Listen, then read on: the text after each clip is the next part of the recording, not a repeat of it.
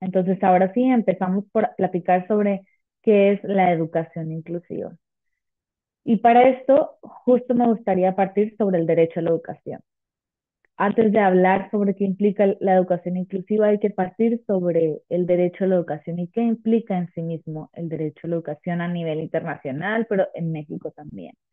El derecho a la educación justo es un derecho humano que tenemos todas las personas y que es intrínseco, que lo tenemos porque somos personas, porque somos humanos. Entonces no depende de ninguna característica, no tendría que depender de ninguna característica personal y condición. Entonces es un derecho humano, pero además es un medio indispensable para realizar otros derechos humanos. La igualdad y no discriminación, la participación en la sociedad, el acceder a los derechos políticos y también culturales, a un trabajo y empleo, al desarrollo de la personalidad. Este derecho es clave y es como llave para ejercer otros derechos humanos. Entonces, el derecho a la educación es indispensable, así como los demás, pero resaltamos el derecho a la educación como llave para ejercer otros derechos humanos. Entonces, así como el resto de los derechos humanos, como seguramente abordaron en los inicios de la sesión, perdón, del curso, los derechos humanos tienen estas características. Son universales, es decir, que son para todas las personas, son interdependientes porque van enlazados, así como les decía ahorita, como un derecho permite, este derecho en particular permite que podamos ejercer otros derechos humanos, son indivisibles, así que deben ser vistos como un grupo y no como de manera aislada, y que cuando se beneficia un derecho o se afecta un derecho, finalmente se afectan o benefician múltiples derechos, además de este. Y también tienen como característica o principio la progresividad, es decir, que tiene que haber un avance en el alcance, en el respeto y en el cumplimiento de los estándares de cada uno de los derechos humanos y nunca un retroceso.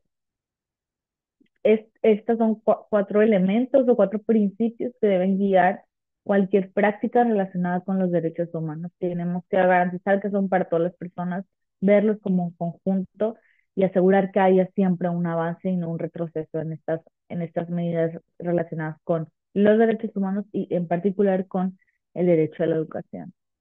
En México, justo la Constitución establece que todas las personas tenemos derecho a la educación. Y cuando refiere las características sobre la educación en México, refiere que además de ser obligatoria, debe ser universal, inclusiva, pública, gratuita y laica.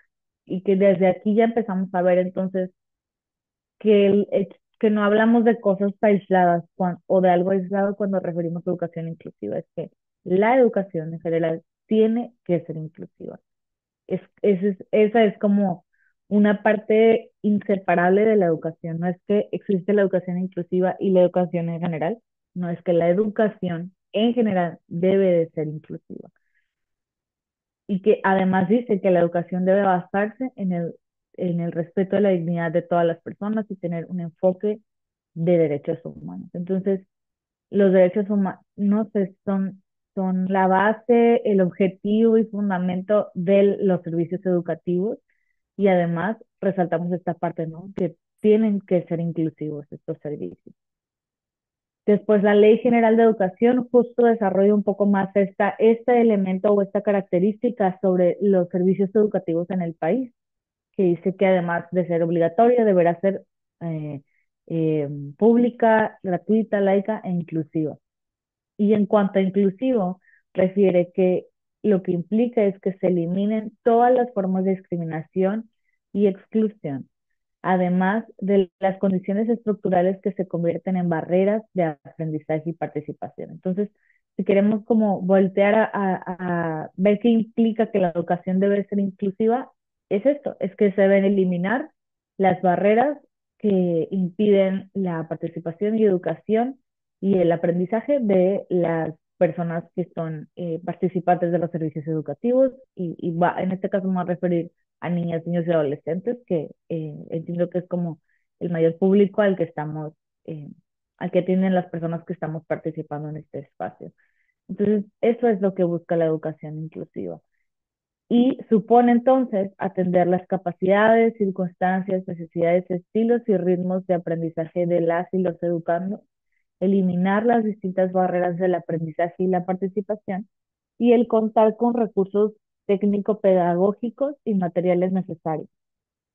Y dice además que debe establecerse la educación especial como disponible para quienes así se definen, a partir de la decisión de las y los educandos, pero también con madres, padres, familia, tutores, personal docente y si se requiere con personal de salud, ¿no?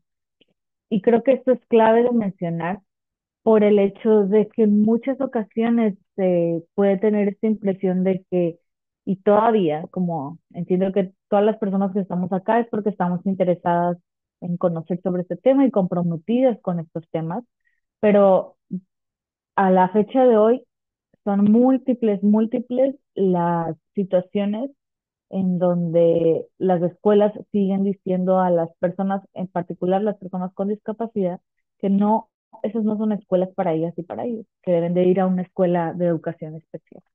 Y justo acá lo que se refiere es que la educación inclusiva en primera instancia debe atender a todos los estilos, ritmos de aprendizaje y demás y proveer de apoyos y que cuando así se considere por acuerdo de estas diferentes partes, se puede poner a su disposición la educación especial.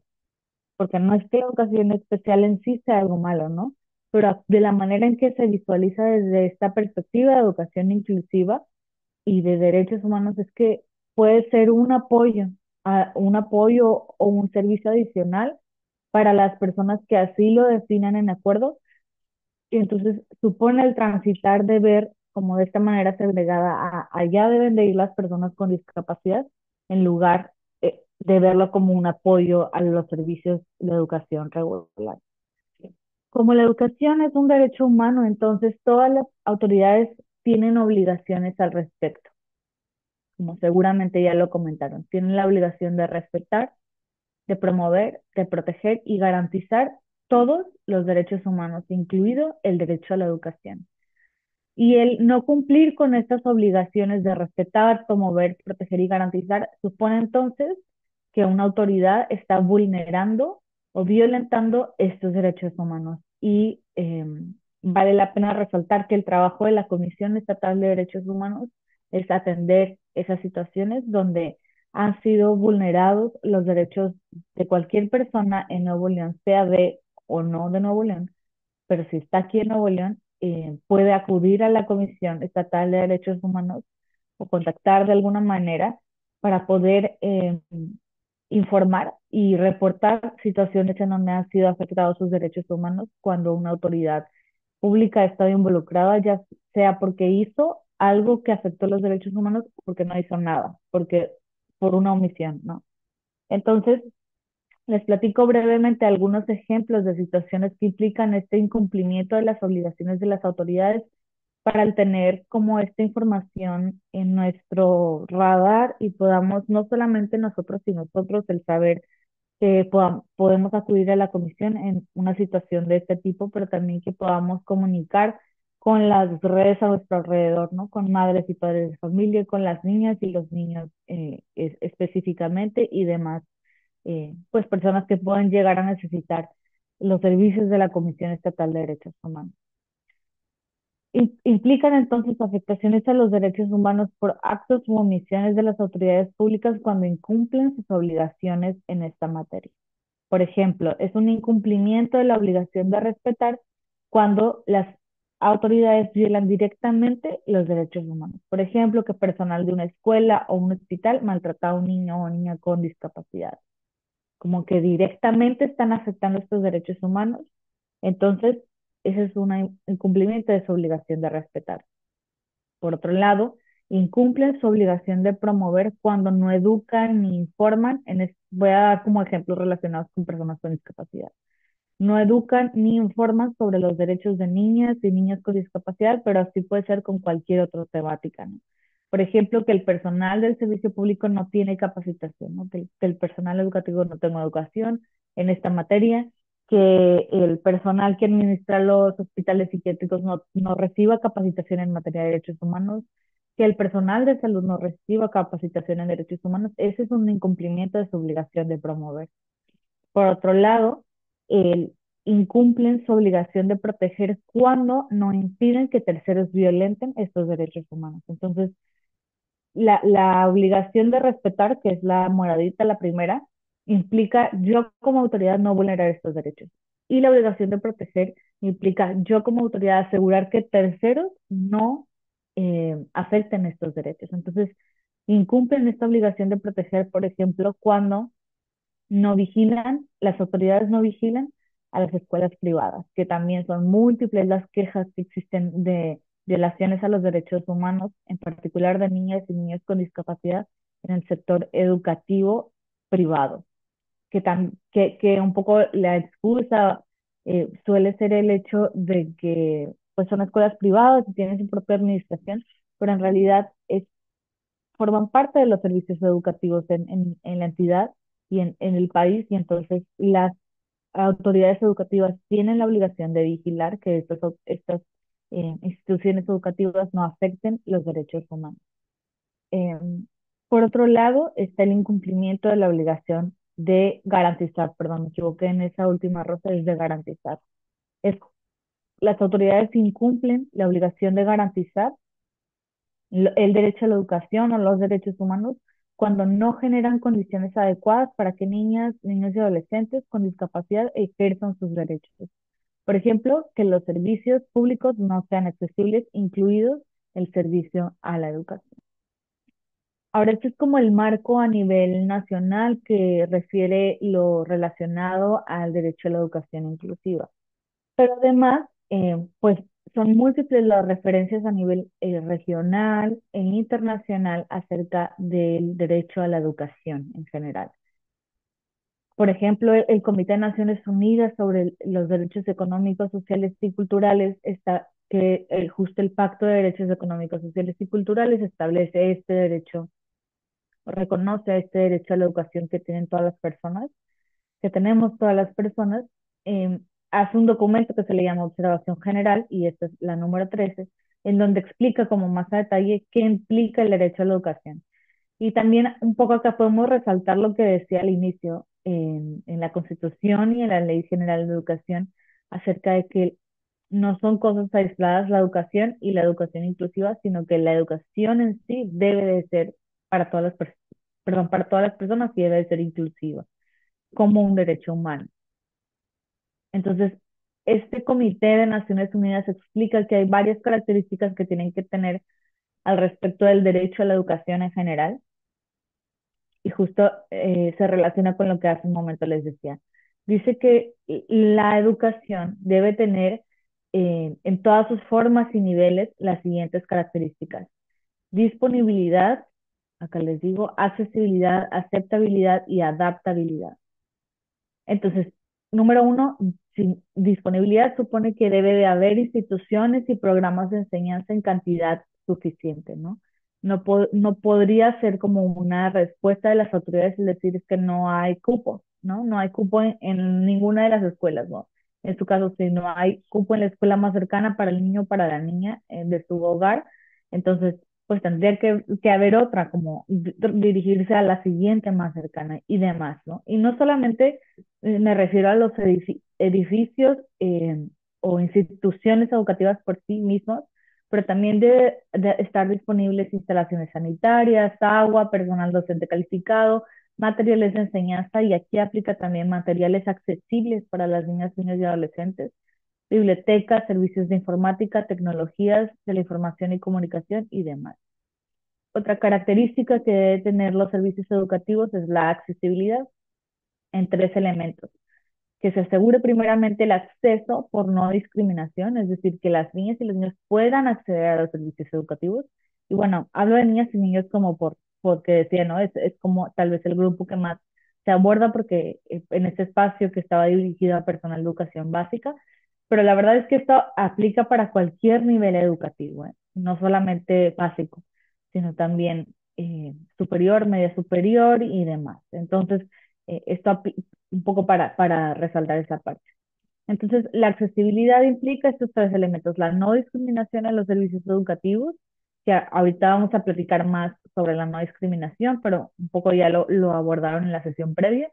También implica la accesibilidad material, es decir, de los edificios, de los materiales educativos, de las aulas de clase, de los bancos y demás. Y la accesibilidad económica, es decir, que no implique un costo, eh, una barrera para la educación pues de las niñas, niños y adolescentes y personas que reciben los servicios de educación. Por eso debe ser gratuita, como ya decíamos al inicio. Por otro lado, la aceptabilidad es una de las características también del derecho a la educación, es decir, que la forma y el fondo de la educación deben ser aceptables, pertinentes, culturalmente adecuados y de calidad para las personas en el espacio en donde se está brindando este servicio educativo. Y finalmente, otra característica muy importante al hablar de la educación inclusiva es la adaptabilidad. Es que significa que la educación debe tener la flexibilidad necesaria para adaptarse a la sociedad, a la cultura, pero también a las necesidades del alumnado en contextos diversos. Ahorita lo vamos a hablar un poco más, pero justo la educación inclusiva no solamente implica aceptar a las niñas y a los niños o a las personas de cualquier característica, sino que implica el poder transformar la cultura, las políticas y las prácticas para responder a las diferentes necesidades y eliminar las barreras del aprendizaje y la participación. En este sentido, todas las personas tenemos el derecho a la educación, ustedes y yo también. Y las autoridades tienen obligaciones al respecto. Esto resume un poquito lo que hemos hablado hasta este momento.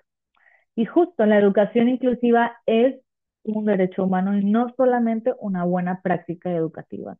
No es una práctica que hacemos para mejorar la convivencia y demás, que obviamente funciona para esto también, pero no es una práctica, es un derecho humano. Y la educación en sí debe de ser inclusiva. Y creo que eso es clave para que podamos partir de esta premisa a lo que sigue en esta sesión. Ahora me gustaría tomar un par de minutitos para que pudieran escribir en el chat su respuesta a esta pregunta. Y mi compañera Victoria va a ayudarme a leer sus respuestas. Entonces, no tomemos mucho tiempo, rapidito lo primero que pensemos. Si tuvieras que describir con una sola palabra lo que significa educación inclusiva, ¿cuál sería? Lo primero que se les venga a la mente y les voy leyendo.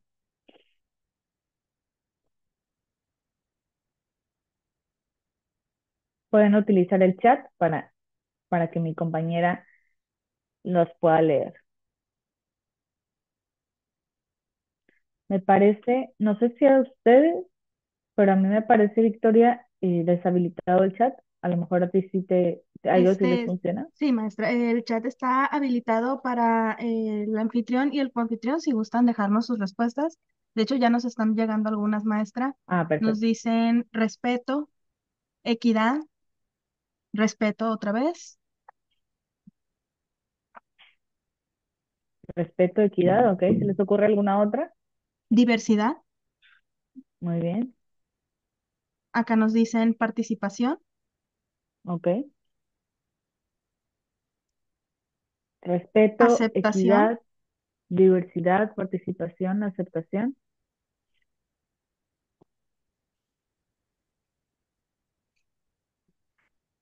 ¿Alguien más? Ya aquí les Mm, leo. Parece que son todas, Son maestra. todas. Ok, Sí. entonces, respeto, equidad, diversidad, participación. Creo que justo esos son conceptos que vamos a estar hablando a lo largo de la sesión, porque son valores de la educación inclusiva. Ahorita vamos a hablar un poquito más sobre estos como tres elementos de políticas, prácticas y valores, y perdón, y cultura de la educación inclusiva, pero el poder construir una cultura de educación inclusiva se basa en estos valores inclusivos. Y justo eso es lo que pasa con los derechos humanos. Y muchas gracias por su participación y Victoria por leerlos. Pero justo eso es lo que pasa con los derechos humanos. El hecho de que si no les ponemos atención pueden ser como un tema abstracto, ¿no? Que está en las leyes, que está en los ideales de una sociedad. Pero cómo hacemos que esto se pase a la práctica es a través de estos valores. de valores de empatía, de respeto a la diversidad, de inclusión, de justicia, de tolerancia y demás, ¿no? Entonces, los valores son parte como puente para bajar a la práctica estos, eh, estos ideales de derechos humanos y poder convertirlos en una realidad para nuestra sociedad y para nuestra comunidad educativa. Entonces, justo vamos a pasar a platicar entonces qué es la educación inclusiva. Ya decíamos, ¿no? Y partimos de la premisa de la educación debe de ser inclusiva. Eso es como la base y esto es un derecho humano e implica obligaciones para las autoridades. Ok, en la práctica ya referíamos un poquito qué dice la Ley General de Educación, este tema que implica la educación inclusiva, pues eliminar las barreras y proveer de los mecanismos, medios y formas para asegurar que la educación llegue a todas las personas que participan en la comunidad educativa. Esto es una definición del educación inclusiva que me parece que es muy, muy útil como para visualizar cómo se tendría que ver la educación inclusiva. Ahorita voy a hablar un poquito más sobre el contexto en el que se presenta esta definición, pero este Comité de Naciones Unidas sobre los derechos de las personas con discapacidad, que si bien mencionaba hace un momento, este derecho no es solamente para las personas con discapacidad, es para todas las personas, pero es una realidad que los estándares de educación inclusiva un poco se abrieron al diálogo por la comunidad de personas con discapacidad. Entonces, por eso van a ver como muchas referencias a las personas con discapacidad. Pero bueno, lo que explica este comité de personas expertas a nivel internacional es que la inclusión, la educación inclusiva, porque habla de la inclusión en este contexto, implica un proceso de reforma sistémica que conlleva cambios y modificaciones en el contenido, en los métodos de enseñanza, en los enfoques, en las estructuras y las estrategias de educación. Entonces, número uno es un proceso, no es una práctica, no es un día que conmemoramos, es un proceso de reforma sistémica. Número dos, el objetivo es superar los obstáculos con la visión de que todos los alumnos de los grupos de edad pertinentes tengan experiencia, que tengan una experiencia de aprendizaje equitativa y participativa y en el entorno que mejor corresponda a sus necesidades y preferencias. Entonces aquí lo que me gusta resaltar de esta definición es que implica un proceso. No va a ser de la noche a la mañana, no va a ser inmediato. El proceso de reformar a nivel escuela, pero también a nivel comunitario, a nivel legislativo y demás, el asegurar la educación inclusiva. Y ojo ahí, esto no quita que sea una obligación para todas las autoridades.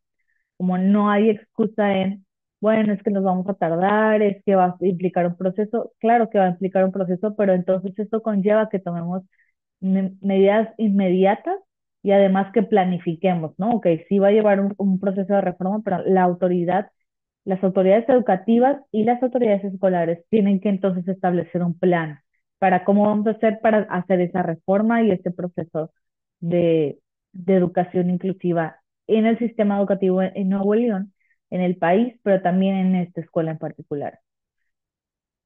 Entonces, la educación inclusiva, lo que explica este comité, es que deben entenderse de la manera siguiente. Como ya decíamos hace un momento, como un derecho humano para todo el alumnado. Cuando hablamos de que todas las personas tienen derecho a la educación, siempre es a la educación inclusiva, ¿no? Este es un derecho que tiene todo el alumnado. Es además un principio que debe de regir la manera en que se brindan los servicios educativos en cualquier ámbito. Como ya decíamos antes, es un medio para hacer efectivo otros derechos y esto es clave y es entonces el resultado del proceso.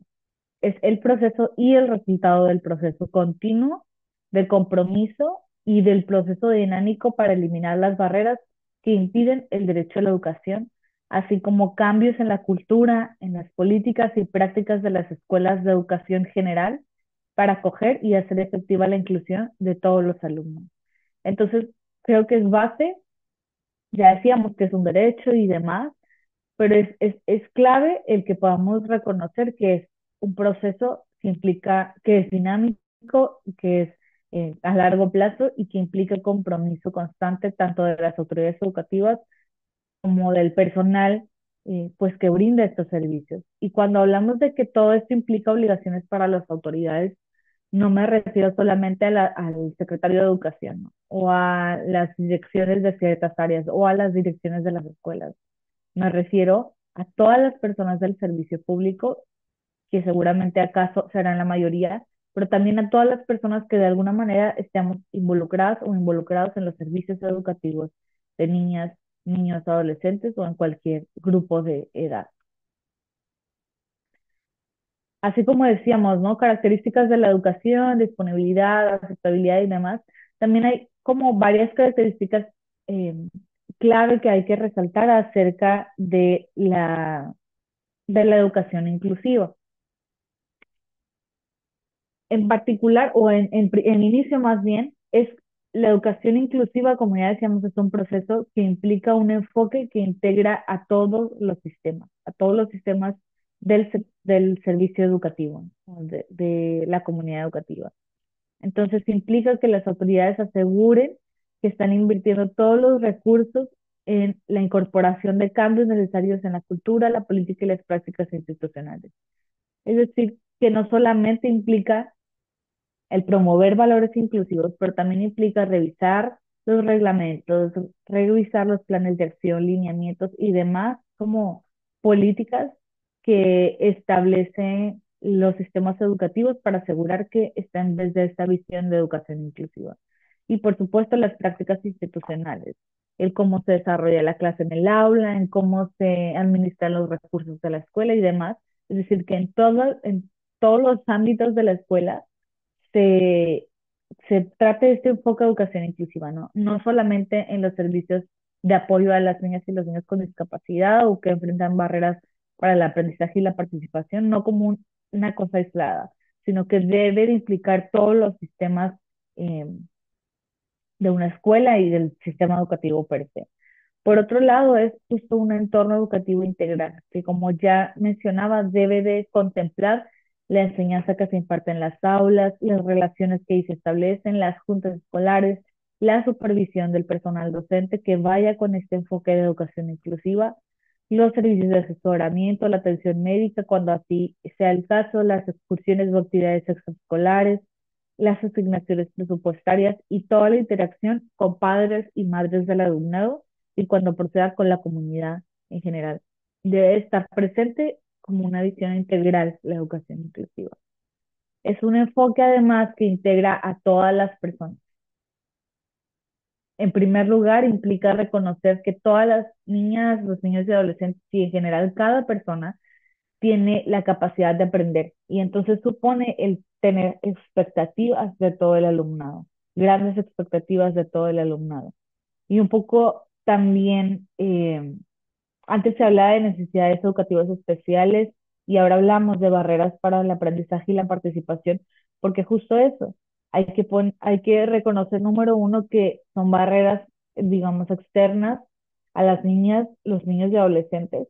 Externos me refiero a que no, que hay situaciones que deben de ser atendidas y por otro lado, cuando hablamos de necesidades educativas especiales, un poco lo que suele pasar es esto, y no porque se haya cambiado el término, se eliminó como los prejuicios al respecto de las personas que enfrentan estas barreras, pero un poco lo que pasaba era esto, ¿no? El que baja entonces las expectativas del alumnado. Y lo que implica la educación inclusiva es reconocer que tienen la capacidad de aprender distinto, pero que tienen esta capacidad de aprender y entonces deben de ser atendidas las barreras que enfrenta todo el alumnado. Por otro lado, la educación inclusiva justo debe contemplar entonces esos planes de estudio flexibles y métodos de enseñanza y aprendizaje adaptados a las capacidades, necesidades y diferentes estilos de aprendizaje. Entonces, conlleva reconocer que existen diferentes maneras de aprendizaje y no solamente como seguir dando el mismo servicio educativo a todas las personas, sino que realizar los ajustes razonables de los que en un momento vamos a hablar, intervenir de una manera temprana cuando sea necesario para que desarrollen su potencial y brindar los apoyos necesarios con la flexibilidad y adaptabilidad de la que habíamos hablado hace un momento. Por otro lado, y creo que esto va a ser muy importante resaltarlo, la educación inclusiva supone siempre el apoyo del personal docente. Eh, es complicado claramente el poder como asegurar entornos de educación inclusivos, porque tal vez no es algo que se refiere mucho en los procesos de aprendizaje o de formación del personal docente o demás personas que interactúan en este contexto, y porque justo son situaciones que dependen de cada grupo o de cada niño o cada niña con la que estamos brindando el servicio educativo, y no vamos a ser expertas o expertos, ¿no? En la atención a diferentes situaciones, pero para eso existen unidades de apoyo para la atención de estas situaciones. Idealmente la manera en que deberían de funcionar estas unidades de apoyo es brindando el acompañamiento al personal docente para que estas niñas, niños y adolescentes que enfrentan barreras en al aprendizaje y la participación no entonces sean atendidos por el personal de apoyo, sino que más bien se capacite al personal docente y se acompañe en los procesos de definición de actividades y objetivos y demás para que pueda impartir sus clases y facilitar los espacios con esta visión de educación inclusiva. Ese es el objetivo, ¿no? Ese es parte del objetivo de las unidades de apoyo para la educación regular, el apoyar a los docentes en esta práctica en lugar de justo sacar a las niñas y a los niños y que tengan sus clases como diferentes, digamos, o su atención distinta, cuando el derecho a la educación inclusiva implica justo en los mismos espacios que las demás personas eliminar las barreras y promover que puedan participar de una manera en condiciones de igualdad. La educación inclusiva supone indudablemente el respeto y el valor de la diversidad. Implica reconocer que todas y todos somos parte de la comunidad escolar, que se valoren de la misma manera y se respeta la diversidad, ¿no? Eh, Esto implica tanto para el personal, para el alumnado y para la comunidad educativa en general, el poder reconocer, en este caso no la discapacidad, pero en general, como cualquier situación, como un elemento de la diversidad en la comunidad educativa y no como algo que hay que sancionar, como algo que hay que eliminar o excluir de la comunidad educativa. Y además supone el crear ambientes que favorecen el aprendizaje. Como decía hace un momento, no solamente implica el aceptar a las niñas y los niños con alguna condición de discapacidad, aunque no solamente son las personas que son beneficiadas de la educación inclusiva, pero me refiero a no solamente supone aceptar a las personas, pero hay que asegurar que los aprendizajes, perdón, que los ambientes sean favorables y sean adecuados para ellas y ellos sean inclusivos. Esto supone que sean espacios seguros, que que se brinde el apoyo que es necesario y que se pueda generar un espacio en donde sientan la posibilidad de poder expresarse y participar de manera igualitaria, sabiendo que se va a respetar la manera en que se participa en estos espacios.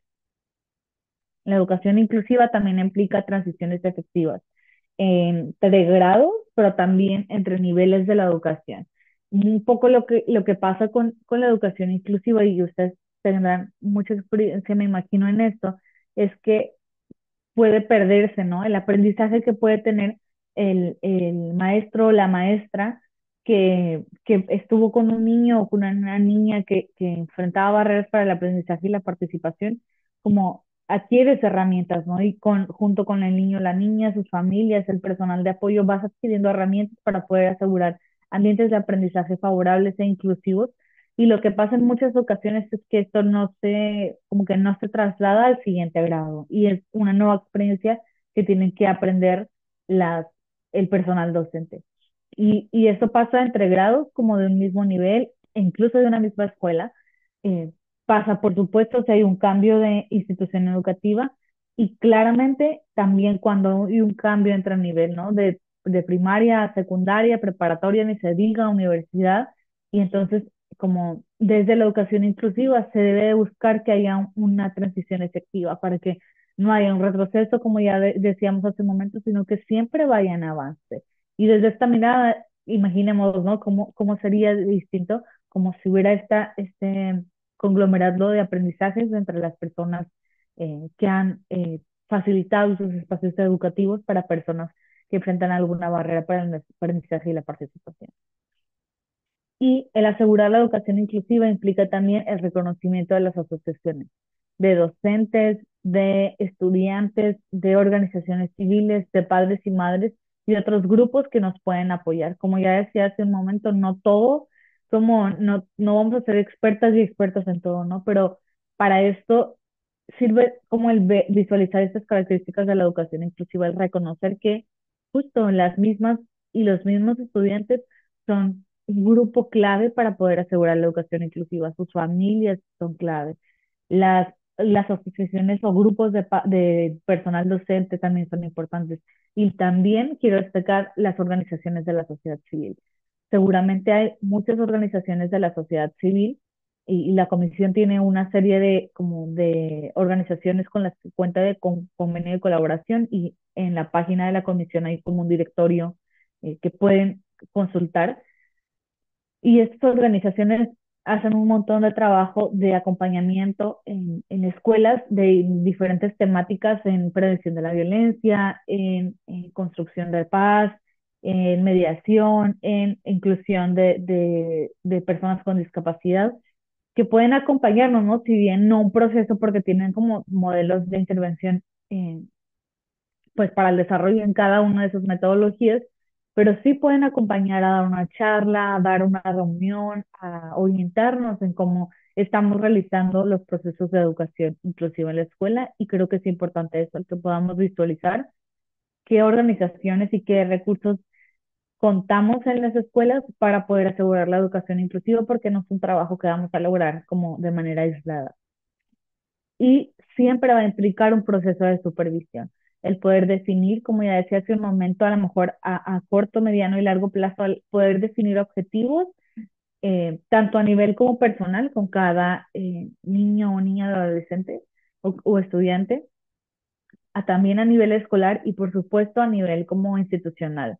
El poder definir objetivos, metas y calendarización base para poder lograr los objetivos de la educación inclusiva y la supervisión y evaluación, ¿no? De si esto que estamos implementando es adecuado, está funcionando, es lo más adecuado para esta persona que está enfrentando estas barreras, si se han reducido estas barreras o no. Porque no basta con solamente decir lo que vamos a hacer es a implementar esta medida si al final no está beneficiando y reduciendo las barreras que están enfrentando las y los estudiantes.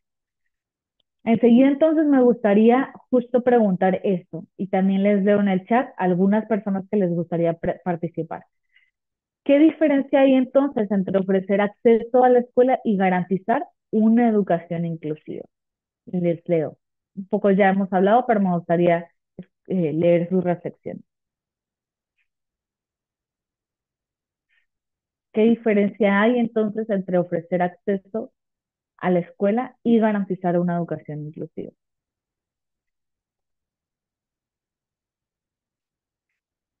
O es lo mismo, como basta con darles acceso a la escuela para decir que ya hay educación inclusiva. Un minutito, al menos unas dos personas van a participar, puede ser breve.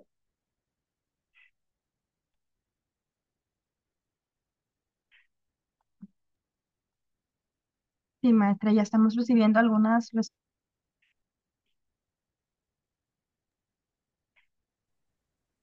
¿Sí? Aquí nos dicen que la educación sea de calidad y tomar en cuenta el contexto, no solo brindar la educación sin pensar en la vida de las y los alumnos. Buenísimo. También nos dicen que el alumno o alumna logren el perfil de egreso y la permanencia y participación. Muy También bien. nos comentan asegurar que todas y todos estén aprendiendo, adecuando las estrategias y condiciones. Y también garantizar el acceso es realizar los ajustes razonables. Perfecto. Muchísimas gracias, Victoria. Muchísimas gracias a ustedes que han participado. Justo, ¿no? La educación inclusiva es diferente a solamente dar acceso. ¿Sí? Y maestra, aquí tenemos otras respuestas. Asegurar que todas y todos los estudiantes aprendan, participen y se desarrollen plenamente. La educación inclusiva es adecuar o adaptar según las necesidades en lo académico y su interacción con iguales. Que se trabaje además la cultura de inclusión, respeto y diversidad y que se brindan estrategias y herramientas y recursos necesarios para su aprendizaje. Y por último, tomar en cuenta a todas y todos. Buenísimo. Muchísimas gracias.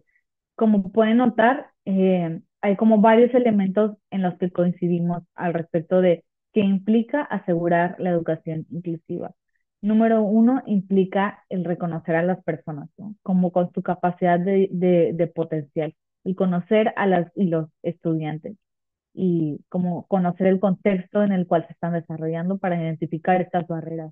Número dos, también la educación inclusiva. Entonces, bueno, ya una vez que se identifican estas situaciones, emprender estas medidas, estos ajustes razonables para asegurar que estas barreras sean atendidas y que se disminuyan. Y tercero, y me parece que por ahí alguien lo mencionaba, es que cumplan el perfil de egreso, ¿no? Que desarrollen sus capacidades, que aprendan lo que se espera que aprendan y las habilidades para la participación en la sociedad, ¿no?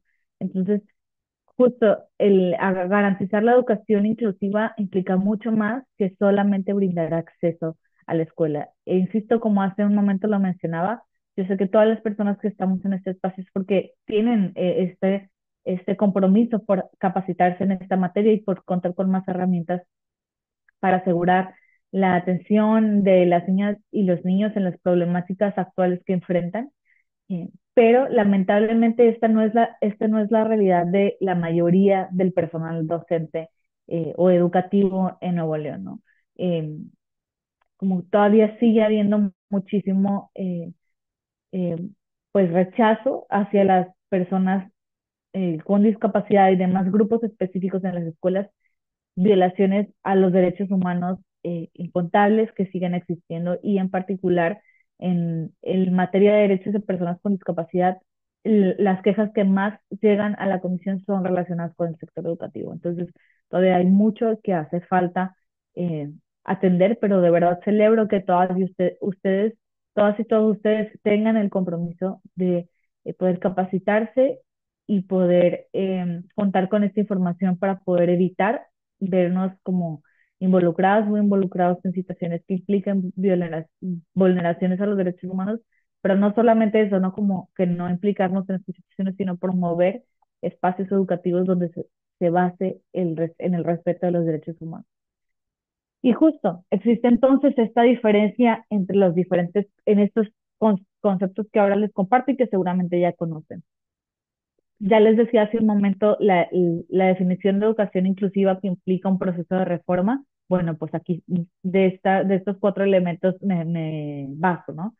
La parte de inclusión, como ya decíamos, implica un proceso de reforma que implica superar los obstáculos y demás.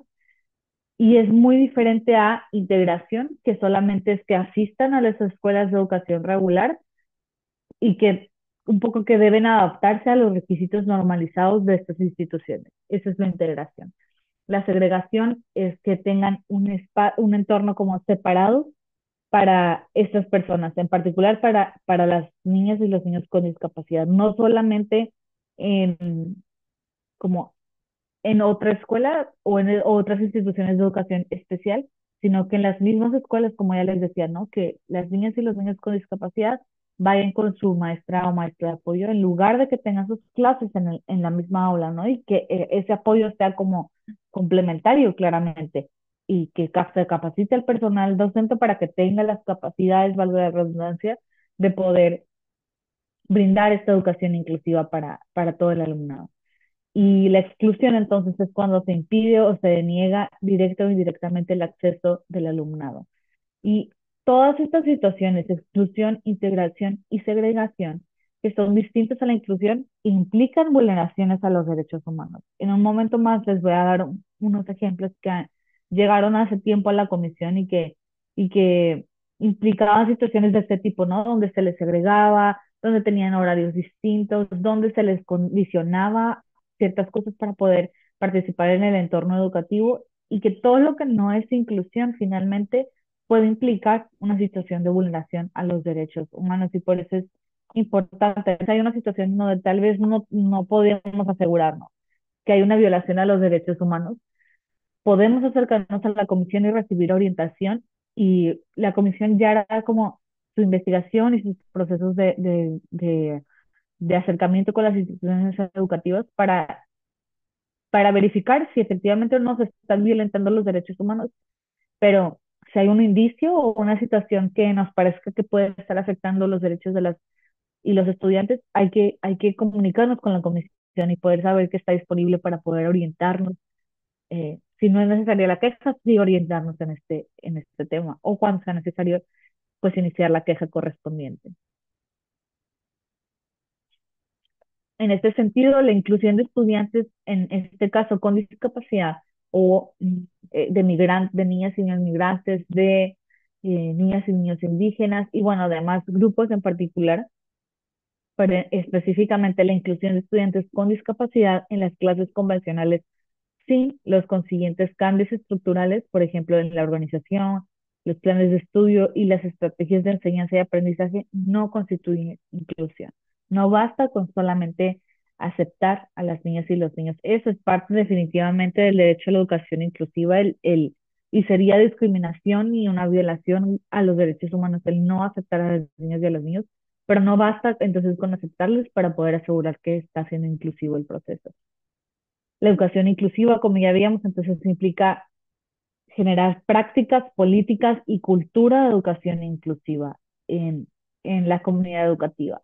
Implica crear un valor, perdón, un entorno seguro en donde se propicien estos valores inclusivos de los que ya hablábamos hace un momento, que sea una cultura de inclusión, políticas claras acerca de la inclusión de niñas, niños y adolescentes con discapacidad y prácticas como básicamente como en la práctica, cómo se va a ver la educación inclusiva, cómo vamos a tener las instalaciones, cómo vamos a tener las clases, cómo vamos a tener las actividades deportivas y demás para asegurar la educación inclusiva.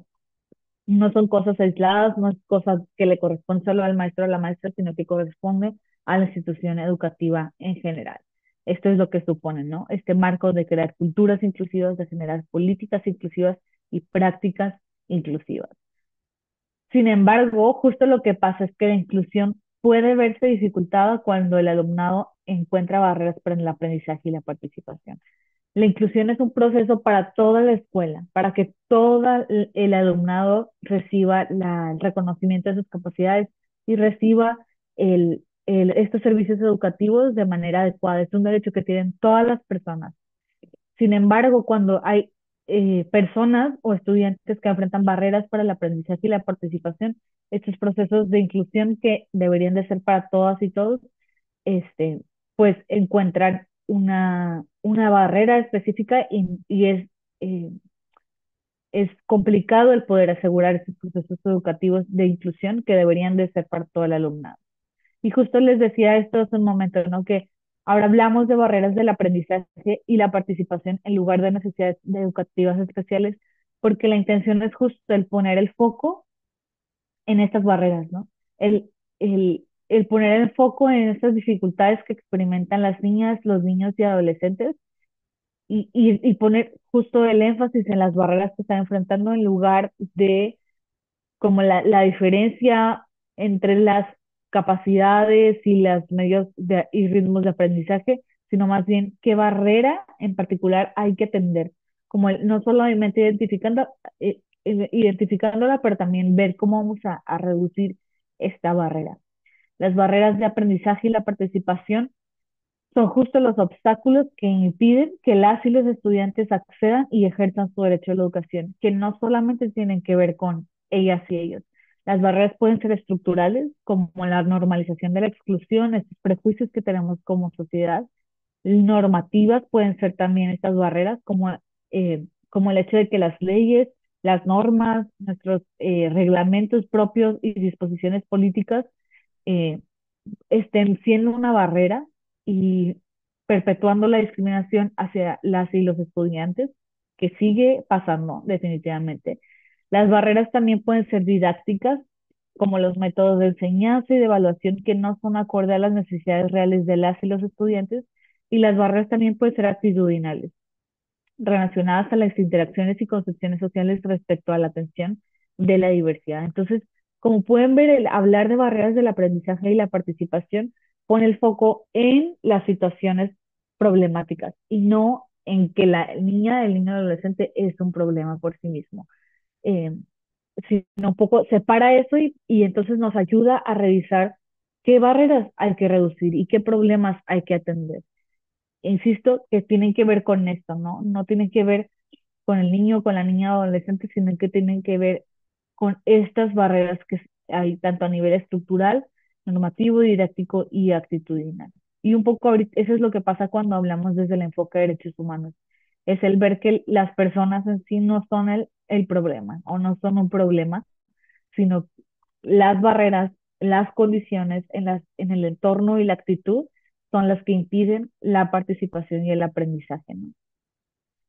Las barreras, entonces, ya les decía, pueden ser estructurales, normativas, didácticas y actitudinales, y acá les presento algunos ejemplos, ¿no? Que no me voy a detener a verlos, no me voy a detener a verlos por el tiempo, pero están en este documento que es de la Secretaría de Educación sobre barreras del aprendizaje y la participación, que ya un poco hemos comentado. Y estas son algunas preguntas que nos pueden ayudar para reflexionar qué es lo que se sabe en la escuela acerca de las culturas, la política y las prácticas dentro de un centro escolar en materia de educación inclusiva, que nos puedan ayudar un poco a ver cómo está la situación en nuestro centro escolar. Número uno, ¿cuáles son las barreras de aprendizaje y la participación que están enfrentando las niñas, los niños y adolescentes? Y nos ponemos, ¿no?, a revisar estas diferentes barreras que siguen existiendo y cuáles están presentes en el espacio. ¿Quiénes están experimentando estas barreras, no? ¿Son las niñas y los niños con discapacidad o son otro grupo en particular o otras niñas y niños que están enfrentando estas situaciones? ¿Cómo pueden eliminarse estas barreras de aprendizaje y la participación y lo que implique colaborar con las familias, con las y los estudiantes, con las unidades de apoyo, con las organizaciones de sociedad civil, con la Comisión Estatal de Derechos Humanos y demás, ¿no? ¿Qué recursos se utilizan para apoyar el aprendizaje y la participación? ¿Con qué cuenta la escuela? ¿Con qué recursos tenemos? ¿Qué materiales tenemos? ¿Qué capacitaciones tenemos? ¿Qué unidad de apoyo tenemos? ¿O cómo podemos acceder a ellos para apoyar el aprendizaje y la participación de todas las y los estudiantes? ¿Y qué recursos adicionales hay que poner en marcha para poder apoyar el aprendizaje y la participación? ¿Qué recursos hay que poner en la escuela, en el aula de clases, en las diferentes actividades eh, para asegurar la educación inclusiva?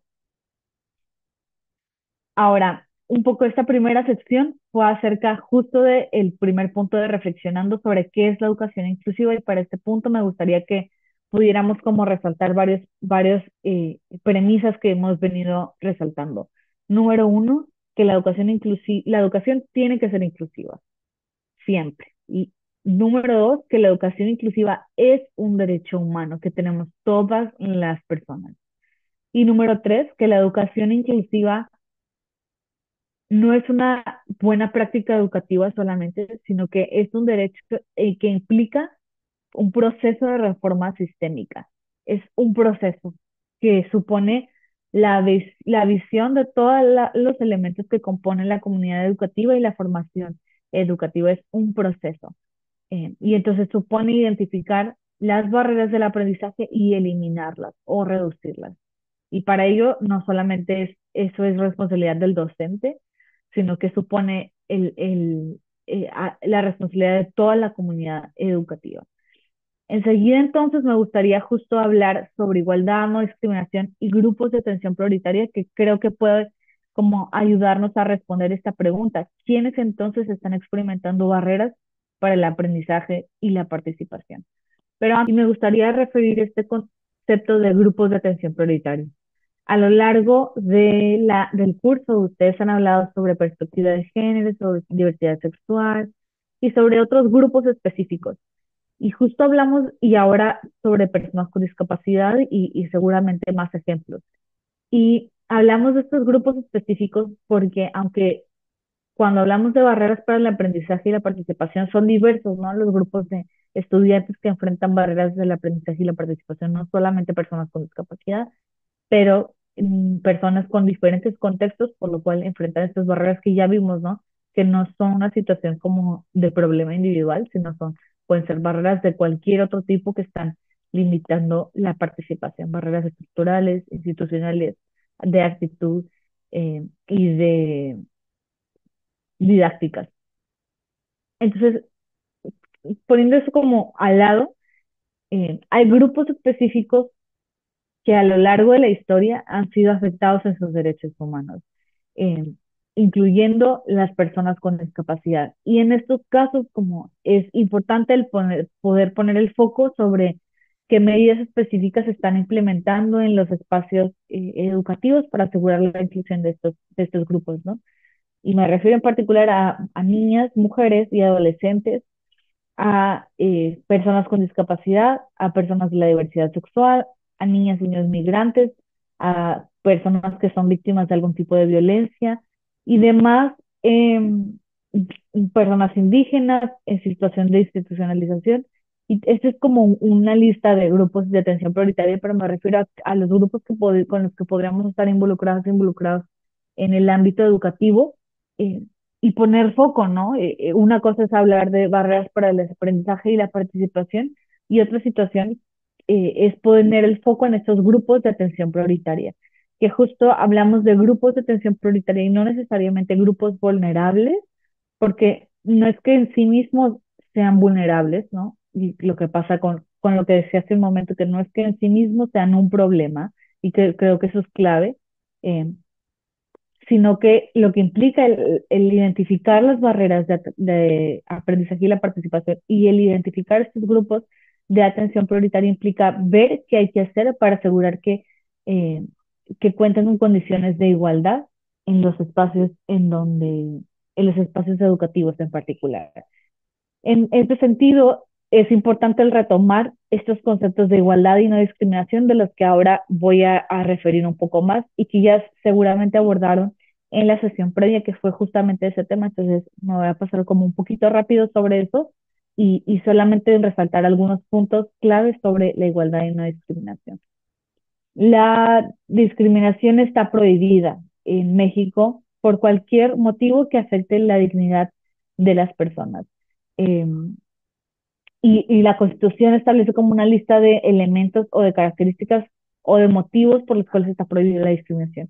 Está prohibida la discriminación por motivo de género, de edad, de discapacidad, de condición social, de condición de salud, religión, opiniones, preferencias sexuales, estado civil y cualquier otra que atente a la dignidad humana. Y esto es importante que tengamos en cuenta, ¿no? En el desarrollo de las actividades educativas. El, que el que sea claro para todas y todos en la comunidad educativa que está prohibida la discriminación por cualquiera de estos motivos, ¿no? Y por cualquiera de las personas que somos parte de las comunidades educativas, entre estudiantes, entre maestros y maestras, hacia personas adultas, a niños, niños y adolescentes y demás. Y creo que esto es clave, hace rato que decíamos, ¿no? El crear culturas de educación inclusiva implica esto, el asegurar que haya un entorno en donde se asegura una convivencia adecuada y un respeto para todas las personas. Ahora, no toda diferencia de trato es discriminatorio. La no discriminación no implica que, que se dé el mismo trato y sea uniforme para todas las personas cuando existen diferencias en la situación de una persona o grupo. Me refiero a diferencias en la situación, no diferencias en la dignidad ni demás. Entonces, el, esto implica el poder implementar justo medidas específicas para asegurar estas condiciones de igualdad y eso entonces seguramente implicará un trato distinto. Ay, perdón, porque se adelantó esta presentación de un segundo.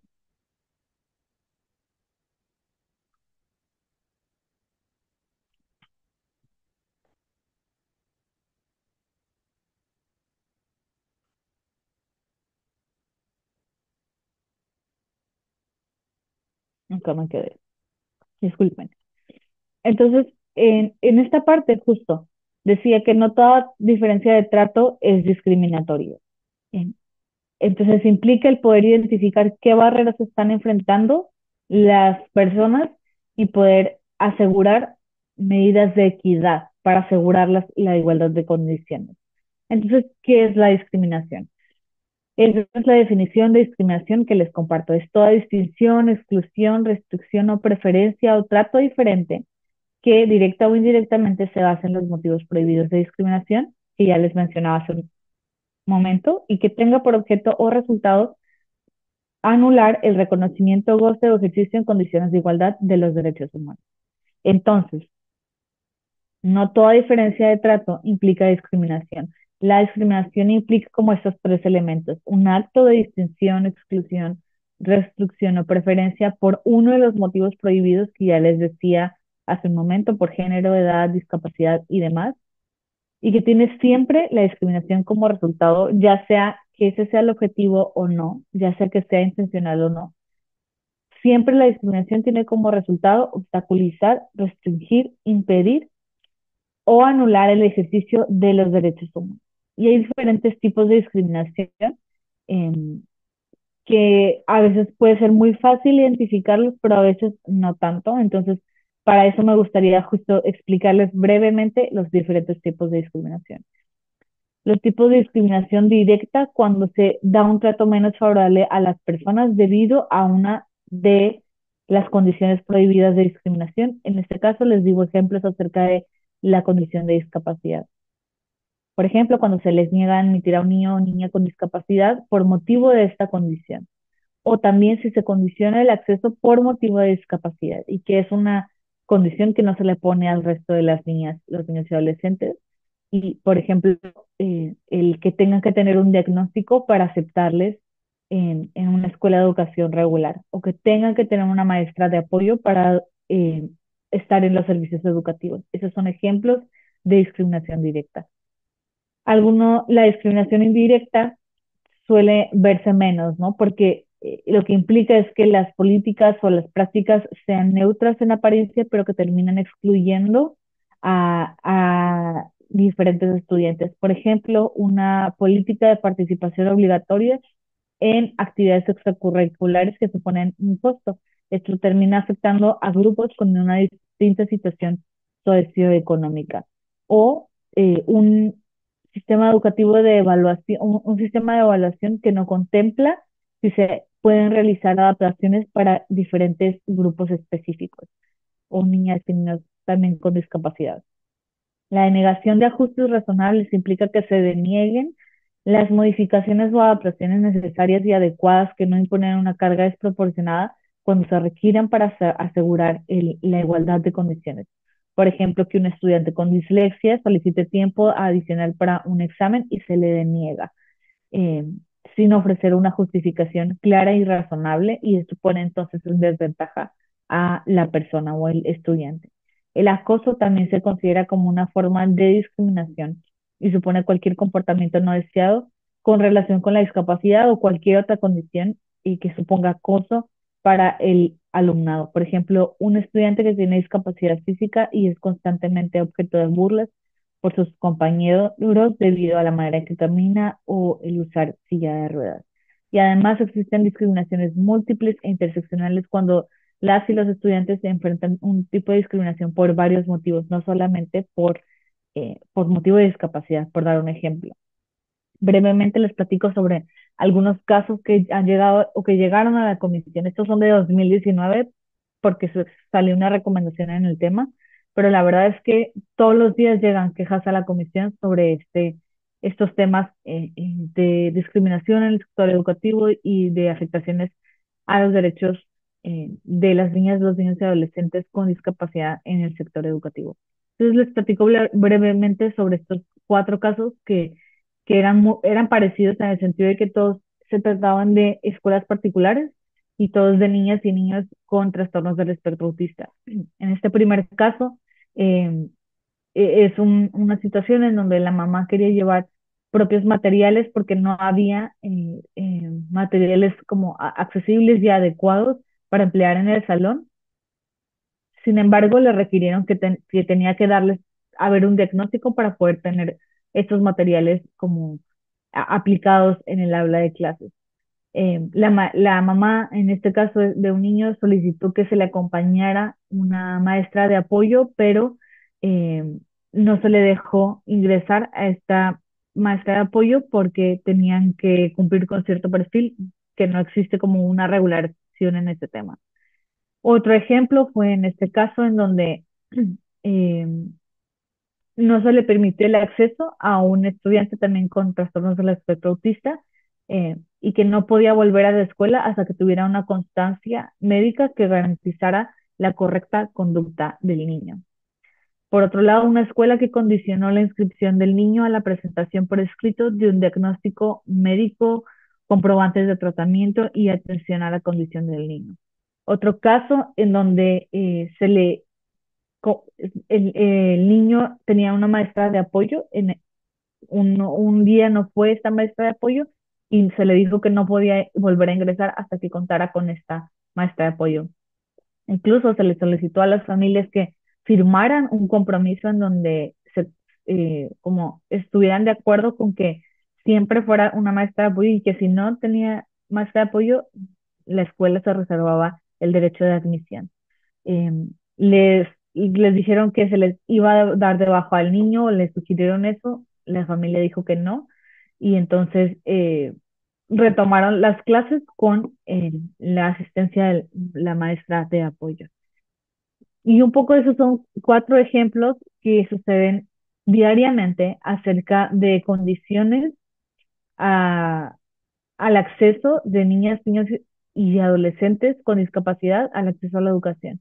Como decíamos, no solamente es discriminación o es inclusión más bien el aceptarles, ¿no? Pero si hay condicionamientos para el avance en los grados, para la asistencia a las clases, para el tiempo al que van a la escuela, entonces podríamos estar hablando de situaciones de discriminación. Entonces, el derecho a la igualdad y no discriminación supone el evitar estas situaciones de discriminación y asegurar o el promover que todas las personas sean tratadas con el respeto que merecen por el hecho de ser personas, ¿no? Esto entonces implica el derecho a la educación inclusiva, el derecho a la igualdad y no discriminación también implica estas obligaciones que ya veíamos en el inicio, de promover, respetar, proteger y garantizar los derechos de todas las personas. Y supone entonces responsabilidades también para la sociedad en general el asegurar estos derechos. Finalmente, como tercer punto, ya en inicio hablábamos sobre reflexionando sobre la educación inclusiva. Segundo, hablando sobre igualdad y no discriminación y grupos de atención prioritaria. Yo me fui un poco rápido justo porque tuvieron una sesión sobre el tema. Y tercero, reconociendo los derechos de las personas con discapacidad. Y para esto me gustaría justo explicar que a lo largo de la historia ha habido diferentes maneras en que se ha entendido qué es la discapacidad y por lo tanto quiénes son las personas con discapacidad. Y eso ha pues implicado o ha tenido una afectación en la manera en que interactuamos con las personas con discapacidad.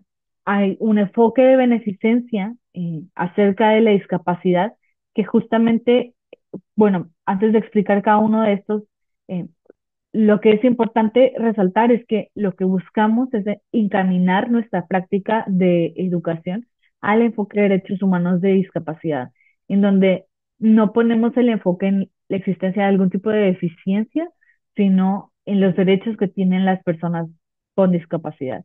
Pero es importante resaltar, ¿no? Este enfoque se viene a permear en la sociedad cuando se prueba internacionalmente la Convención sobre los Derechos de las Personas con Discapacidad, pero como pueden ver en el esquema, la aprobación de la convención que promueve este enfoque de derechos humanos no, no hizo que se eliminaran las otras maneras como dañinas de ver a la discapacidad. Eh, Entonces, lo que buscamos y lo que es importante es que entre todas y todos justo construyamos una cultura de respeto a los derechos de las personas con discapacidad, porque continúan existiendo estas prácticas, estas ideas y prejuicios de las personas con discapacidad que limitan siempre el acceso a sus derechos humanos. Hay una manera de ver la discapacidad en que se, se basa en este enfoque de beneficencia, ¿no? Y la manera en que yo entiendo los enfoques y me gusta como representarlo es como los lentes que nos ponemos para entender la discapacidad. El enfoque de beneficencia es como la manera de percibir a las personas con discapacidad como que están en una situación trágica, que no pueden sostenerse a sí mismas, que inspiran compasión y que son sujetos pasivos de acciones de bondad. Y entonces necesitan nuestra ayuda y empatía y caridad. Y entonces no es neces o no hay enfoque en que la calidad del cuidado, de los servicios o de la atención que brindamos sea de calidad, sino solamente con que se les brinde el apoyo, como se les atiendan sus necesidades básicas, ya se está como atendiendo la situación que requieren las personas con discapacidad.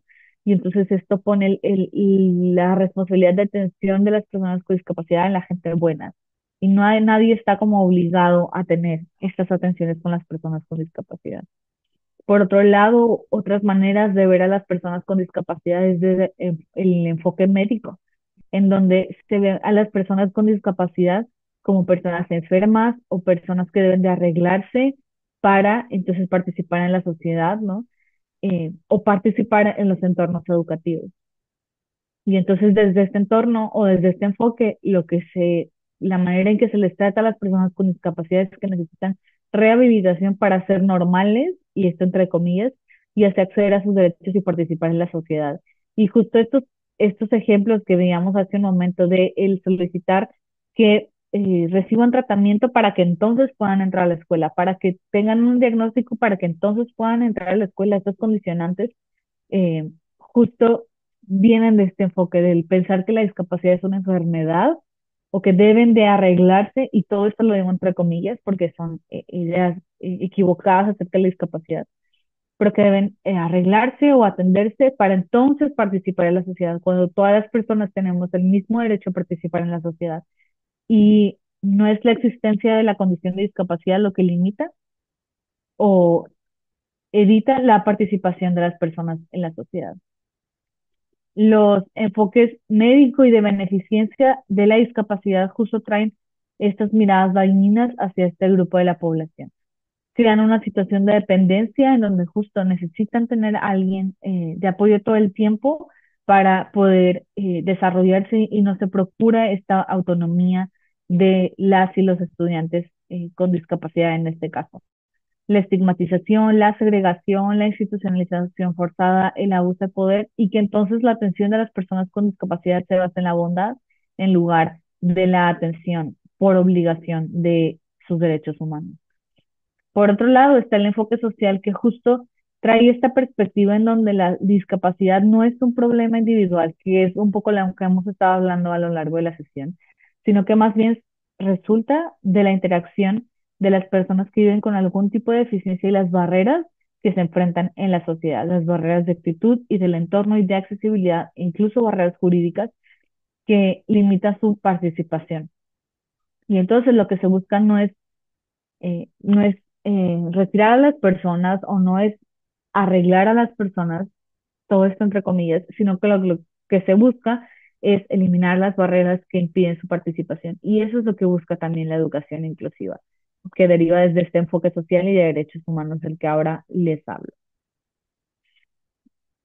El enfoque de derechos humanos va muy de la mano con el social, y lo que se le añade es que se reconoce que las personas con discapacidad son titulares de derechos humanos.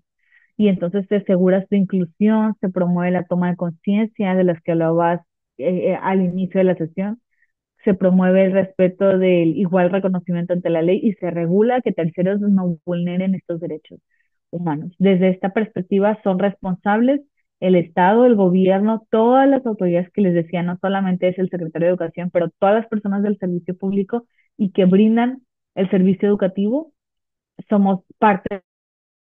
Y además, la sociedad en general tiene la responsabilidad de respetar estos derechos humanos. La Convención Justa sobre los Derechos de las Personas con Discapacidad establece entonces que la discapacidad eh, incluye a estas situaciones o a estas personas que tienen algún tipo de deficiencia y que interactúan con barreras en la sociedad que limitan la participación. Y entonces lo que se busca con la convención es asegurar que las personas con discapacidad tengan acceso a todos sus derechos humanos.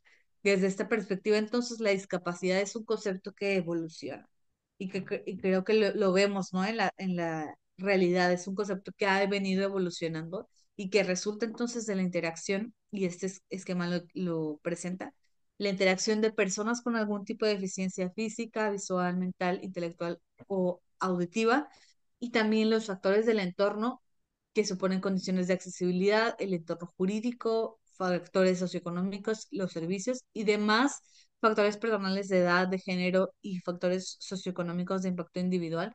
Y todos estos factores en su conjunto determinan qué tanto o qué tampoco están participando las personas con discapacidad.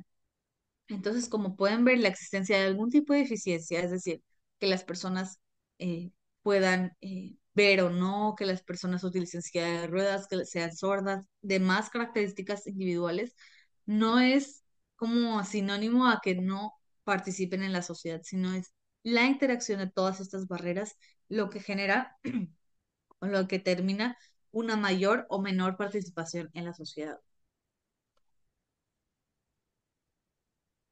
La Convención sobre los derechos de las personas con discapacidad y en particular el enfoque de derechos humanos, de la discapacidad, lo que promueve es que estos 8 principios sean la ruta para asegurar el enfoque de derechos humanos para las personas con discapacidad eh, en cualquier metodología, en cualquier evento, en cualquier política, en cualquier ley que les afecte. Entonces, si nuestra pregunta es cómo aseguramos que estamos implementando un enfoque de derechos humanos en los servicios educativos, hay que ver si estamos cumpliendo estos 8 principios, si se está respetando la dignidad inherente y se está buscando la autonomía individual de las y los estudiantes con discapacidad, si se asegura la no discriminación, si están participando e incluyendo plenamente, si se respeta la diferencia y aceptación de las personas con discapacidad, si se busca la igualdad de oportunidades, si se establecen las medidas para asegurar esa igualdad de oportunidades, si hay accesibilidad en todos sus ámbitos, en los entornos físicos, en los materiales educativos, en la información y comunicación, en las tecnologías, en el transporte. Y también si se busca esta igualdad entre hombres y mujeres con discapacidad y finalmente el respeto de la evaluación de las facultades de niñas, niños y adolescentes con discapacidad. Esto supone entonces reconocer que justo las niñas y los niños con discapacidad, así como cualquier otro grupo de niñas y niños, van aumentando sus facultades y su autonomía en este sentido. Y esa es una parte indispensable también del enfoque de derechos humanos. Entonces, nuevamente, si nuestra pregunta es cómo saber si yo estoy implementando un enfoque de derechos humanos de la discapacidad en mi escuela, o si la autoridad educativa en Nuevo León está implementando un enfoque de derechos humanos de la discapacidad en los servicios educativos, hay que voltear a ver estos 8 principios del enfoque de derechos humanos. La Convención sobre los Derechos de las Personas con Discapacidad reconoce en su artículo 24 el derecho a la educación que tienen las personas con discapacidad y claramente establece que la educación debe de ser inclusiva. La Convención no establece un nuevo derecho de educación para las personas con discapacidad. Este derecho lo tenemos todas las personas, como ya decíamos. Pero entonces lo que sí establece es qué tienen que hacer las autoridades para asegurar que este derecho a la educación inclusiva sea en condiciones de igualdad, o sea, disfrutado en condiciones de igualdad para las y los estudiantes con discapacidad. Y entonces aquí hay que volver a resaltar esta premisa, que así como las personas en general somos titulares del derecho a la educación, las personas con discapacidad son también titulares de derechos humanos, incluido el derecho a la educación inclusiva. Y entonces las autoridades tienen obligaciones para asegurar estos derechos y la sociedad tiene la responsabilidad de respetarlos. A continuación les pongo un QR que pueden escanear con la cámara de su celular para poder acceder a esta cartilla que tiene la Comisión Estatal de Derechos Humanos sobre el derecho a la educación inclusiva de las personas con discapacidad, en donde pueden ver el contenido que a continuación les voy a poder presentar sobre qué implica para las personas con discapacidad este derecho. em, pero pues lo pueden revisar con mayor detenimiento y también difundir, ¿no? Entre el personal con el que colaboran, las familias y demás. Como les decía, la Convención sobre los Derechos de las Personas con Discapacidad no establece nuevos derechos que no tengamos todas las personas, pero sí establece qué deben de hacer las autoridades para asegurar que estos derechos sean plenamente atendidos para las personas con discapacidad o garantizados. Y en particular resalta sobre la educación para las personas con discapacidad que el sistema educativo debe de ser inclusivo en todos los niveles de enseñanza y a lo largo de la vida y que tiene que tener como objetivo desarrollar plenamente el potencial de las personas con discapacidad, su personalidad y talentos y creatividad y propiciar que participen de manera efectiva en la sociedad. Debe asegurarse que no queden excluidas del sistema general de educación por motivos de discapacidad, que accedan a la educación básica de manera inclusiva, de calidad, gratuita, que accedan a ajustes razonables, que se preste el apoyo necesario y que se facilitan medidas de apoyo personalizadas y efectivas. Y en estos tres puntos me gustaría enfocarme en el tiempo que me queda, en los ajustes razonables, en el apoyo necesario y en las medidas de apoyo personalizadas. Justo, cuando me refiero al concepto de ajustes razonables, ya lo veíamos hace un momento cuando referíamos sobre los tipos de discriminación, pero se trata de estas modificaciones y adaptaciones necesarias y adecuadas que no imponen una carga desproporcionada o indebida cuando se requieren en un caso particular. Los ajustes razonables son para casos particulares. En general, tienen que asegurarse la accesibilidad, tienen que asegurarse la inclusión, pero cuando ya se asegure todo esto y en los casos particulares se siguen enfrentando barreras, entonces resaltamos los ajustes razonables, eso es lo que se implementa. Y como ya decía, son las medidas, adaptaciones que no imponen una carga desproporcionada y que atienden a estos derechos para que sean garantizados eh, con igualdad de condiciones. Debe de evaluarse entonces las barreras que se están enfrentando para este niño o niña en particular y ver qué ajustes hay que implementar. Y para esto justo no es que sea necesario un diagnóstico médico de la deficiencia, sino que entonces el enfoque está en las barreras, ¿no? No hay que ver desde este enfoque de social y de derechos humanos qué es lo que está mal, ¿no? Con el niño o con la niña o si hay algo mal. Y esta perspectiva es desde el enfoque médico de la discapacidad, sino que más bien el enfoque desde los derechos humanos es ver qué barreras se está enfrentando y es la manera en que vamos a ver qué barreras se está enfrentando va a ser por medio del diálogo con la niña y el niño, ¿no? No sé, que el tiempo es insuficiente para responder una evaluación, que requiere el apoyo de un compañero o compañera para la realización de tales actividades y demás, ¿no? Entonces, el primer paso para la implementación de los ajustes razonables es definir u observar las barreras que están enfrentando las y los estudiantes. Por otro lado, entonces se implementan diligencias para determinar qué ajustes son necesarios.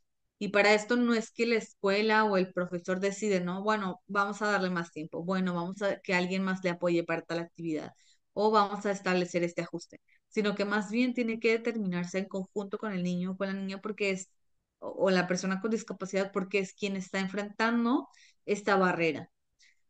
Y no solamente basta con implementar estos ajustes, sino que hay que evaluar si la carga es proporcionada o no, es decir, cuál va a ser el costo de la implementación de este ajuste y la proporción de personas que van a ser beneficiadas. De ahí depende si es una carga desproporcionada o no. Y entonces, cuando este ajuste sea desproporcionado o implique una carga desproporcionada, entonces hay que buscar otra alternativa, pero siempre los ajustes razonables son necesarios. Los ajustes razonables pueden ser materiales o inmateriales, desde cambiar la ubicación de un aula, ofrecer diferentes formas de comunicación en clase, facilitar materiales distintos en un formato alternativo, aumentar el tamaño de la letra, poner a la disposición del alumnado una persona que se encargue de tomar notas o una persona intérprete y demás, ¿no?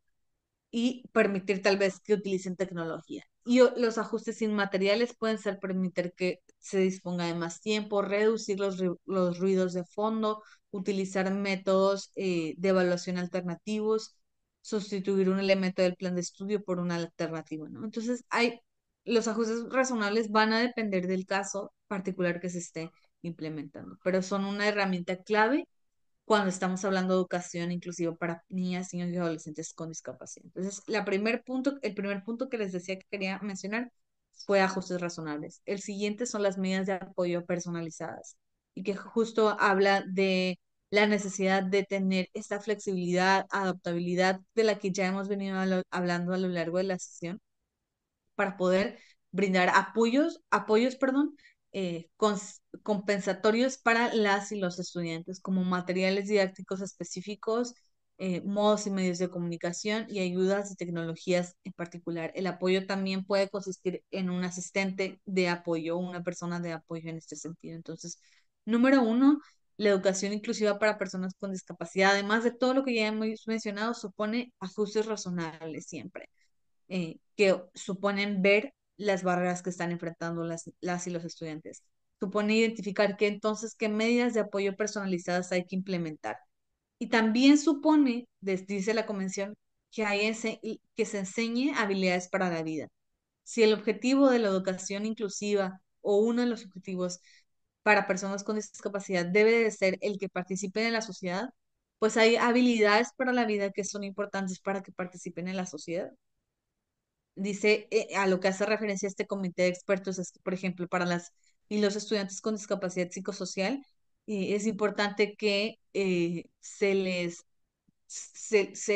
enseñen estas habilidades para la vida a través del trabajo en parejas, de las tutorías, de el tener un entorno estructurado y previsible. Para las y los estudiantes con discapacidad intelectual, por ejemplo, em, se habla sobre habilidades para la vida autónoma y el poder desarrollarse en, en espacios o contextos profesionales. Entonces, las habilidades para la vida autónoma, esto que tendría que también complementarse la educación de las personas con discapacidad intelectual, como no solamente los contenidos académicos, pero también estas habilidades para la vida. E insisto, esto suena mucho, ¿no? Si pensamos que es responsabilidad solamente del docente, pero como ya mencionábamos hace un momento, la educación inclusiva supone el reconocer que los grupos son importantes, que los grupos de docentes, que los grupos de familias, que los grupos de estudiantes, que las organizaciones civiles y demás instituciones son clave para asegurar la educación inclusiva.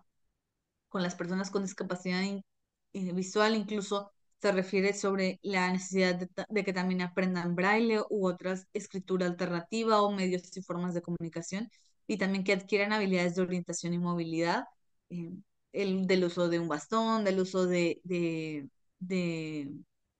un perro guía y demás, ¿no? Entonces, eh, con personas con discapacidad visual, esas son un tipo de habilidades para la vida que serían importantes el promover. Insisto, todo esto va como, tiene que ser con recursos adicionales, ¿no? Con colaboraciones adicionales, con metodologías adicionales, con una planeación en este sentido para poder claramente asegurar los aprendizajes, pero también el promover estas habilidades para la vida y conocer con qué recursos contamos en Nuevo León para poder eh, recurrir al apoyo de mismas instancias dentro de la Secretaría de Educación, pero también con organizaciones civiles que puedan acompañar estos procesos.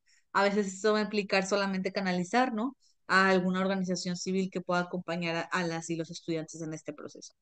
Y con personas con discapacidad auditiva, es importante el que puedan adquirir habilidades y la enseñanza de la lengua de señas. Incluso la ley local así lo refiere, la importancia de que se les enseñe lengua de señas y que adquieran esta educación bilingüe a las y los estudiantes. E insisto, si ahorita no, como hay los recursos para implementar este tipo de enseñanza también en las instituciones educativas, el poder conocer con qué asociaciones nos podemos vincular para poder canalizar y que la educación sea como integral y complementaria con la colaboración de otras instancias fuera del sector, del centro educativo o el centro escolar.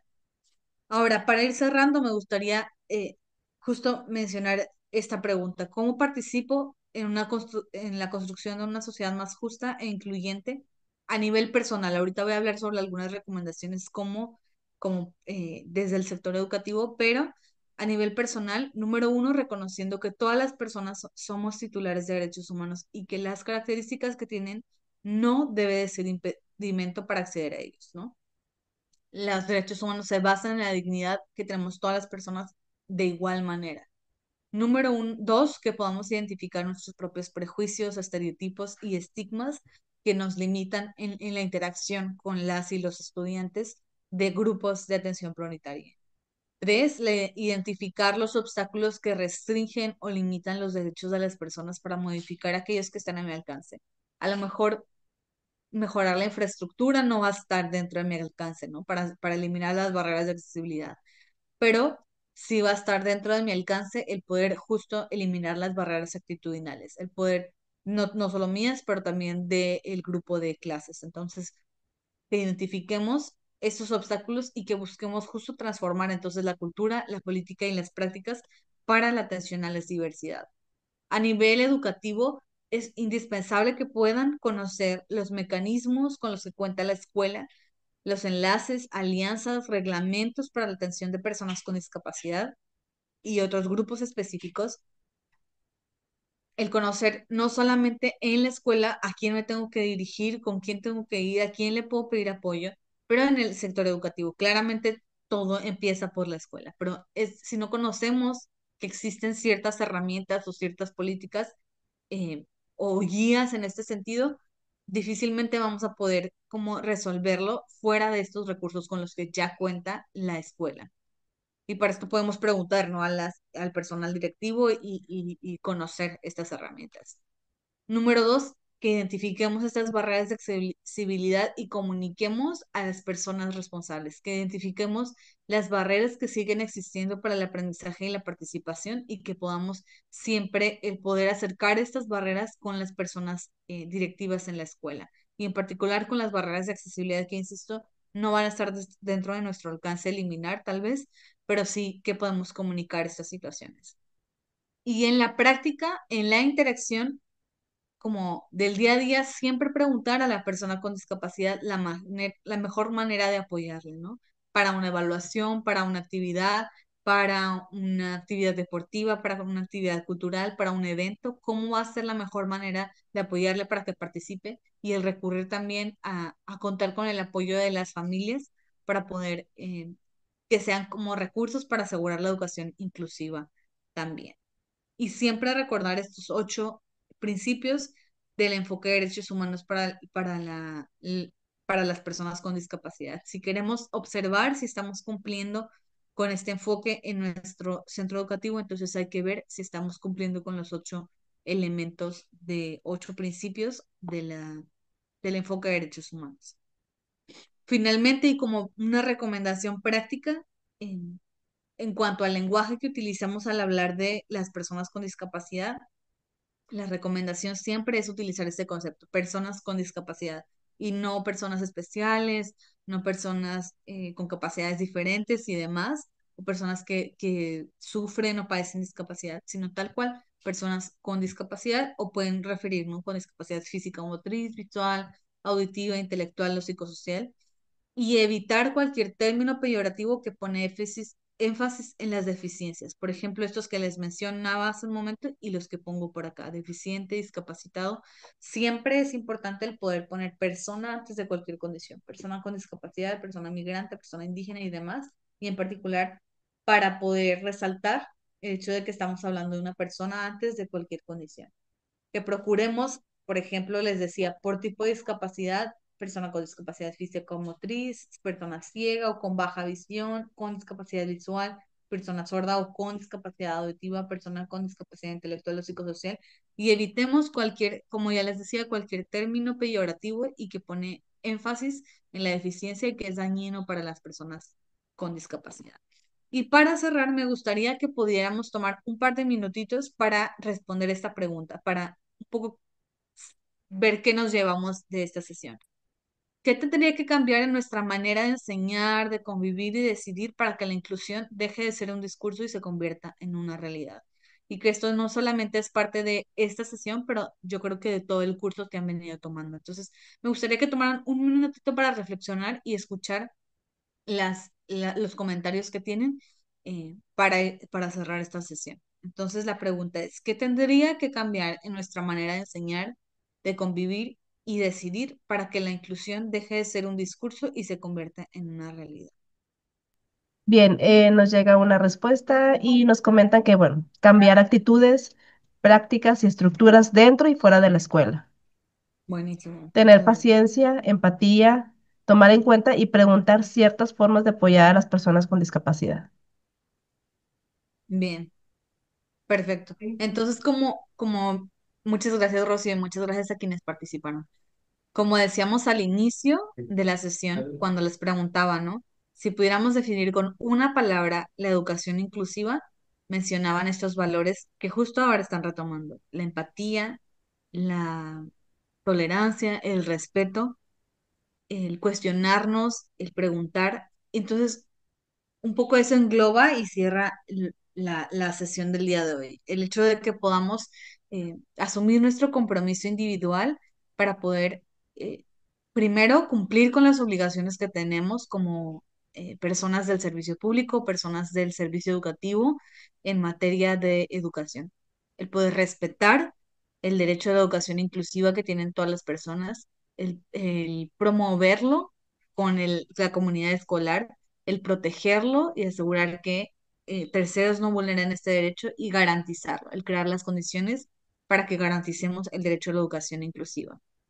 Y solo de esta manera, como construyendo estos valores inclusivos que les digo que son como el puente entre los derechos humanos a la práctica, es que justo la inclusión va a dejar de ser un discurso y se va a convertir en una realidad. Entonces, les dejo al final en esta presentación el correo de mero abajo, es el mío, pero si no a través de la licenciada Rocío Mendoza, si tienen alguna situación en particular que quieran comentar, con gusto estaremos al pendiente para poder atenderlo. Espero que esta sesión haya sido eh, como de repaso también del curso que han venido tomando, y que nos terminemos con este compromiso de poder construir desde el ámbito de nuestra competencia una sociedad más justa e incluyente que empieza siempre en las escuelas. Entonces, les agradezco mucho por su atención en esta sesión y bueno, estoy al pendiente, Rocío.